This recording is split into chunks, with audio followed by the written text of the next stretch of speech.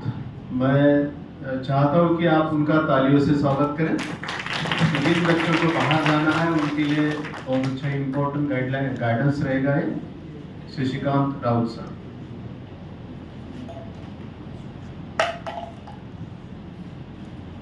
सभी को नमो बुद्धाय, जय Bhim. First of all special thanks to Nitish sir. मैं ये आज के प्रोग्राम में इनवाइटेड नहीं था, बट मैं सर से रिक्वेस्ट करा कि सर एक इनिशिएटिव के तौर पे, एक अवेयरनेस बिल्डिंग के तौर पे हमें एक सेशन लेना है, और सर ने मुझे आज ही का डिस्कशन हुआ और आज इस मौका दिया यहाँ पे आपके सामने बोलने का। तो special thanks to Nitish sir and special thanks to organising committee, इतना अच्छा आपके सामने ये प्रोग्राम ऑर्गेनाइज करा गया। सो मूविंग फॉरवर्ड, अभी आप 2 घंटे से आई थिंक हम सुन रहे हैं, और स्टेट का इतना कॉम्प्लिकेशन प्रोसेस, तो ये सब सुनने के बाद तो ऐसा लग रहा होगा कि ओवरसीज का कैसा होगा, इजी होगा कि कॉम्प्लिकेटेड होगा। ये स्टेट और ऑल इंडिया से भी कॉम्प्लिकेटेड रहेगा, राइट? थोड़ा एक इंटरएक्टिव एक्टिविटी ले लेते हैं, क्योंकि कैसा आप सुन ही रहे हो तो रिस्पॉन्स साइड से भी आना चाहिए। तो जैसे अभी हम इतना रिगरस प्रोसेस, इतना हार्डशिप करने के बाद एमबीबीएस कंप्लीट हो जाता है, देन उसके बाद नेक्स्ट हम पीजी के लिए जाएंगे। पीजी हो जाने के बाद एक स्पेशलिस्ट मेडिकल प्रोफेशनल हमें बनना है। सो कितना समय लगता है एक स्पेशलिस्ट डॉक्टर बनने के लिए? Any idea?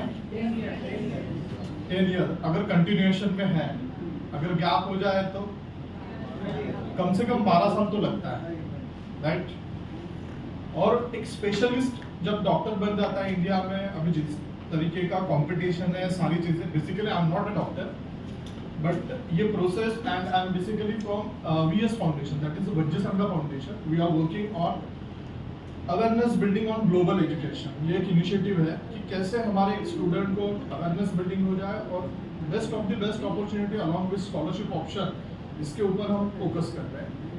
सो जैसे हम देखते हैं कि मेडिकल प्रोफेशनल्स में अगर हम अब्रॉड का देखें और इंडिया का देखें, तो अक्रॉस द ग्लोब सबसे जो best of the best option बोला जाता है, दैट इज WHO रेसिडेंसी। ये होता कैसे है और किस तरीके से? एंड बिलीव मी, जितना प्रोसेस हमारा टफ है, इससे तो इजी है। अगर इसको प्रॉपरली कवर करा जाए तो you can be at that point. अगर आप मोबाइल पे सर्च कर सकते हो, तो आप वहाँ पे डालिए सैलरी पैकेज फॉर USMLE 3। ये इंडिया में एक स्पेशलिस्ट डॉक्टर होता है, तो उसका सैलरी कितना होता है? कोई आइडिया?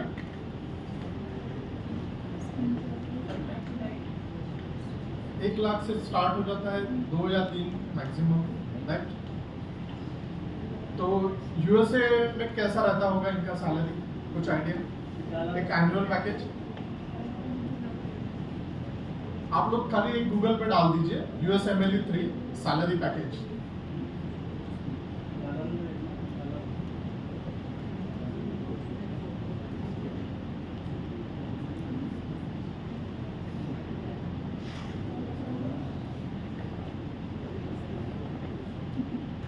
I think $294,000 US। अगर हम इसको एक टेंटेटिव अमाउंट में भी अगर कंसिडर करते हैं, तो 2 करोड़ का एनुअल पैकेज होता है। और USA जैसी जगह पे, जहाँ पे ये एवरेज पैकेज कहा जाता है, इससे भी हायर हो सकता है। सो अभी ये हम आप प्रेजेंटेशन देख रहे हैं, इसको स्लाइड शो में कन्वर्ट करें। First slide is entry. Basic question जो एक अभी जो हमारी जनरेशन है और जितना कंपटीशन है हर एक के सामने, लाइक वो गर्ल है, उसके सामने बहुत सारे क्वेश्चन है, फैमिली प्रेशर है, फंड प्रॉब्लम है, राइट? ये सारी प्रॉब्लम जो है, ये सारी चीज़ों से हर कोई गुजर रहा है और एक स्ट्रेसफुल लाइफ हो चुका है। सो एक अवेयरनेस बिल्डिंग के माध्यम से कैसे हम आपको मदद कर सकते हैं, so this is the initiative. Next slide. अब ये बेसिक जो है इंडियन मेडिकल कॉलेज का सिनारियो 2022 का, कितनी सीट्स थी, कितने एप्लीकेशन आए, ये सारी चीजें दी हुई है। ये जनरल है। Just next. एब्रॉड स्टडी क्यों करना चाहिए? अभी पहला मैट्रिक्स हमने देखा कि नंबर ऑफ एप्लीकेंट और नंबर ऑफ सीट्स, 10% भी सीट्स नहीं है हमारे यहाँ और एप्लीकेंट्स इतने सारे हैं, तो एब्रॉड ही एक अपॉर्चुनिटी रह जाती है और इसमें बहुत सारे कन्फ्यूजन है और बहुत सारी डिफिकल्टीज भी है, तो इसको हम देखते हैं। नेक्स्ट, ये पैरामीटर होते हैं कि अब्रॉड अगर हमें एजुकेशन के लिए जाना है तो हमने क्या क्या क्राइटेरिया आपको ध्यान में रखना है। उसमें क्वालिटी ऑफ एजुकेशन है, देन उसके बाद इंस्टीट्यूशन, देन उसके बाद सबसे पहला तो जो है MCI अपलोड है क्या, राइट। नेक्स्ट, आप ये यहाँ पे आपको उतना क्लियरली दिख रहा है, जो सबसे चीपेस्ट ऑप्शन है जैसे फिलीपींस, रशिया, चाइना, ये एवरेज जाता है लगभग 21 से 40 लाख तक के, और फिर सबसे हाईएस्ट जो है वो है USA वाला। और आज हम जिसके बारे में बात करने वाले हैं वो WHO residency programme via Caribbean, जो मोस्ट प्रेफरेबल है। अवेयरनेस ना होने के कारण हम इसको नहीं जानते हैं, बट ये ऑप्शन ऐसा है कि जैसे USA में अगर कोई स्टडी के लिए जाता है तो अराउंड 1.5 करोड़ से 3 करोड़ का खर्चा आता है, बट अगर वाया कैरिबियन रूट जाते हैं तो हमें ये खर्चा भी कम आता है और हमारा टाइम भी बचता है। ये कैसे होता है, हम इस पे फोकस करते हैं। नेक्स्ट, अभी आप ये जो देख रहे हैं USA में स्टडी अगर आपको करना है MBBS का, तो होता कैसे, वहाँ पे 4 साल का MBBS नहीं होता है। जैसे आपने 12th करा, देन उसके बाद नीट, सैट, अगर नीट आपका क्वालिफाई है तो यू कैन गो अहेड, अगर नहीं है तो फिर टोफेल, सैट आप दे के एंटर कर सकते हो। ये इजी प्रोसेस है, इतना टफ नहीं है। देन नेक्स्ट जो है आपका एंट्री होगा BS लेवल पे, बैचलर्स स्टडी के लिए, जो 4 साल का रहेगा, जिसमें बेसिक साइंस स्टडी रहेगा, राइट। और उसके बाद आपको MCAT एग्जाम देना है, ये एंट्रेंस एग्जाम रहेगा वहाँ का। उसके बाद आप 4 साल के MD प्रोग्राम के लिए एंटर करोगे। तो 4 साल MD प्रोग्राम जब आप एंटर करोगे, इसको जब आप कंप्लीट करोगे, तब आप पहुंचोगे USMLE 1 और 2 कंप्लीट करके, ठीक है। 4 साल हमने BS कर दिया, MCAT एग्जाम दी, MCAT एग्जाम देने के बाद हम पहुंचते हैं MD प्रोग्राम के लिए, जो कि एक्चुअल MBBS है। तो 2 साल जैसे आपके कंप्लीट हो जाते हैं, then you are qualified for USMLE 1। ये है United State medical licensing exam, right. ये लाइसेंस होल्डर होता है पर्सन, एक एग्जाम, इसके 3 एग्जाम स्टेप्स होते हैं। पहला जो होता है वो होता है USMLE 1। USMLE 1 क्लियर हो गया आपका 2 साल कंप्लीट हो जाने के बाद, पहले 4 साल, देन उसके बाद 2 साल आपने एग्जाम दिया, वो क्लियर कर दिया। देन उसके बाद आप जा रहे हो एक्सटर्नल क्लरिकलशिप, वो है आपका USMLE 2, ठीक है। ये USMLE 2 कंप्लीट हो जाने के बाद आप हो गए MBBS, अगर USA की लैंग्वेज में कहा जाए तो 8 साल का MBBS रहता है यहाँ पे, ठीक है। देन उसके बाद आप जब USMLE 2 कंप्लीट करते हो तो जो स्पेशलाइजेशन बोला जाता है हमारे यहाँ MD बोला जाता है, तो वो है आपका USMLE 3। ये 3 साल से 7 साल तक के होता है अकॉर्डिंग टू स्पेशलाइजेशन, ठीक है। एक जैसे जनरल मेडिसिन अगर करना है तो आपका 3 साल का रहेगा, अगर कार्डियो करना है तो 5 साल का हो सकता है, सो इट डिपेंड्स। तो इस तरीके से अगर देखा जाए तो ऑन एन एवरेज अगर कंटिन्यूएशन में स्टडी हो रहा है तो कम से कम 11 साल लगेंगे, राइट। ये है USA का स्टडी स्ट्रक्चर। नेक्स्ट, अभी ये USMLE जैसे मैंने आपको बताया कि 4 साल का BS हो जाने के बाद 2 साल MD में आप रहोगे, तब आपने USMLE 1 देना है। उसके बाद आप एक्सटर्नल क्लरिकलशिप में जाओगे, राइट, USMLE 2, एंड उसके बाद आप स्पेशलाइजेशन में आओगे, और स्पेशलाइजेशन हो जाने के बाद USMLE 3 जैसे आपका कंप्लीट हो जाता है, आप सर्टिफाइड मेडिकल प्रोफेशनल कहलाते हो, जिसको हम WHO रेसिडेंसी बोला जाता है। ये WHO residency actually across the globe सबसे बड़ा डेजिग्नेटेड पोस्ट माना जाता है मेडिकल प्रोफेशन में, क्योंकि ये सबसे बेस्ट है और इनको ना MCI एग्जाम की गरज है और ना इनको किसी कंट्री में कोई एग्जाम देने की गरज रहेगी। ये डॉक्टर अगर किसी हॉस्पिटल में वर्क करते हैं तो that itself USP for that hospital, एक टेस्टिमनी हो जाता है, क्योंकि rare of the rare situation में वो इंडिया आते हैं, क्योंकि USA में उनको जो पैकेज मिलता है that is more than 2.5 CR, और वो तो इनिशियल होता है, बाद में तो उनके इंक्रीमेंट एंड बेनिफिट्स, तो ये USA छोड़ के जाते ही नहीं, और दुनिया का सबसे हाईएस्ट पैकेज USA में होता है। So this is the structure. Next,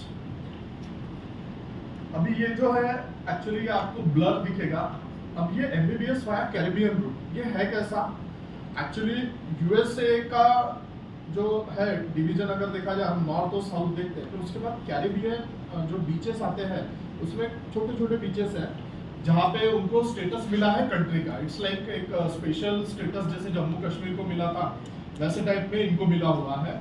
तो इनका एजुकेशन सिस्टम इस तरीके से है कि हम जो टाइमलाइन है यूएसए का डिग्री ले सकते हैं, बट इनको एक लिवरेज मिला हुआ है। ये कैसे होता है मैं बताता हूँ आपको। जैसे कैरिबियन यूनिवर्सिटी में अगर आप एंटर करते हो तो आपको बैचलर स्टडी खाली 2.5 ईयर का रहेगा, ठीक है, जिसमें आपको 5 सेमिस्टर, ईयरली 2 सेमिस्टर रहते हैं। तो 5 सेमिस्टर आप क्लियर करके आप बैचलर स्टडी कवर कर सकते हो। फिर उसके बाद वो स्टडी कंप्लीट हो जाने के बाद आप डायरेक्टली जा सकते हैं यूएसए में किसी भी स्टेट में। लाइकवाइज जैसे यहाँ पे मेंशन करा गया है Michigan state university. Michigan state में आप हॉस्पिटल्स में जाके ये 5 सेमिस्टर कंप्लीशन, उसके बाद आप यूएसएमएलई 1 एग्जाम दे सकते हो। वो क्लियर हो जाने के बाद नेक्स्ट है आपने एक्सटर्नल क्लरिकलशिप के लिए। तो जस्ट विद इन 4.5 ईयर आपका यूएसएमएलई 2 कंप्लीट हो जाएगा। 2.5 साल आपने कैरेबिया में निकाले, उसके बाद आप 2 साल के लिए एक्सटर्नल क्लरिकलशिप के लिए आप गए यूएसए में। हॉस्पिटल में ड्यूरिंग प्रैक्टिस आपने यूएसएमएलई 2 कंप्लीट करा। उनके कुछ नॉर्म्स होते हैं, उस हिसाब से हमें कवर करना पड़ता है। देन उसके बाद आपने यूएसएमएलई 2 कंप्लीट करा, देन यूएसएमएलई 3, ये होता है वहाँ का पीजी प्रोग्राम। तो ड्यूरिंग यूएसएमएलई 3 ये जो है आपका, जैसे मैंने आपको बताया था, 3 साल भी हो सकता है या 5 साल भी हो सकता है, 7 साल भी हो सकता है। अगर हम 4.5 ईयर पकड़े और उसके बाद नेक्स्ट जो है ये 3 साल पकड़ा जाए तो जस्ट एक 7.5 8 साल में आप WHO रेसिडेंसी ले सकते हैं। और यहाँ पे जब हम यूएसएमएलई 3 में रहते हैं तो ये एक्सटर्नल क्लरिकलशिप होता है। यहाँ पे ड्यूरिंग प्रैक्टिस जो स्टाइपेंड होता है स्टूडेंट को, that goes around 40 lakh to 50 lakh per annum, right. तो आपको जो है यूएसएमएलई 2 तक का जो खर्चा आता है वो ऑन एन एवरेज 80 लाख तक के आता है, जिसमें फूड, अकोमोडेशन एंड एवरीथिंग, ठीक है, ड्रेस, मटेरियल, स्टडी, सारा चीज आ गया आपका।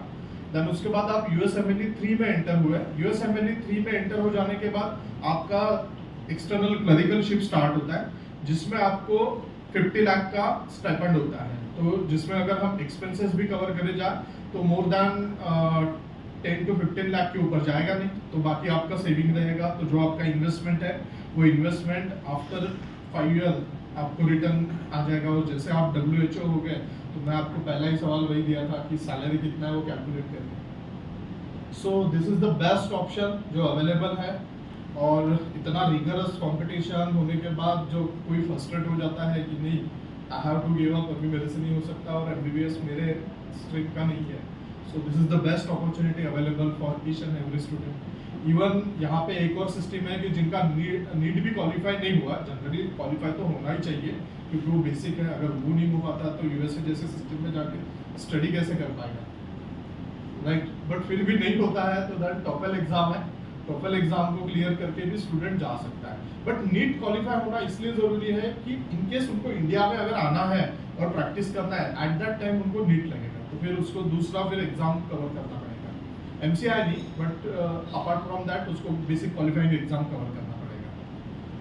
So this is the thing. Next ये रिकॉग्निशन होते हैं। अगर कोई यूनिवर्सिटी आप सिलेक्ट करना चाहते हो यूएसए में, तो यूएसए में अगर हमें सिलेक्ट करना है तो MCI के अंडर में आना चाहिए। उसके बाद उनके जो अथॉरिटीज है यूएसएमएलई के, आप देख पा रहे हो लोगो जो आपको स्क्वायर बॉक्स में दिख रहा है, that is United State Medical Licensing examination.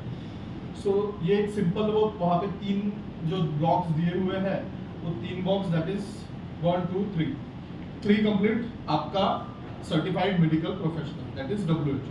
आप किसी भी कंट्री में, इवन आप अफ्रीकन कंट्री में जाइए, ऑस्ट्रेलिया में जाइए, कहीं पे भी जाके आप काम कर सकते हैं। और इटसेल्फ WHO रेसिडेंसी डॉक्टर होना ये किसी भी हॉस्पिटल के लिए बहुत बड़ा प्रेस्टिजियस बात होता है। ये डॉक्टर रेयर होते हैं और आपने देखा होगा मूवी में बहुत बड़ी बड़ी सर्जरीज, जैसे पिछली बार रामदेव बाबा का भी सर्जरी यूएसए में हुआ। तो ये कैलिबर है वहाँ के एजुकेशन सिस्टम का।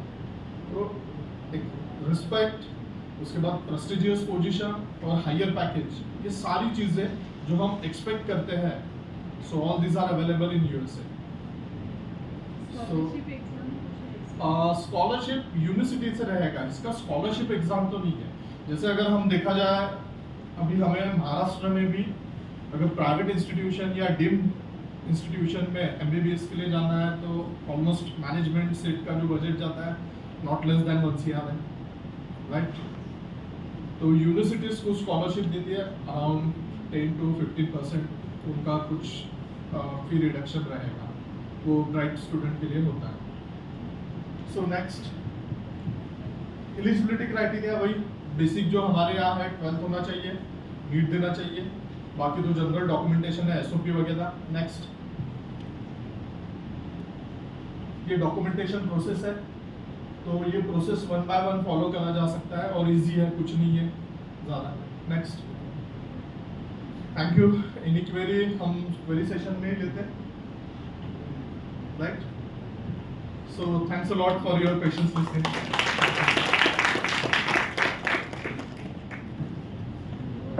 Thank you sir. सर आपने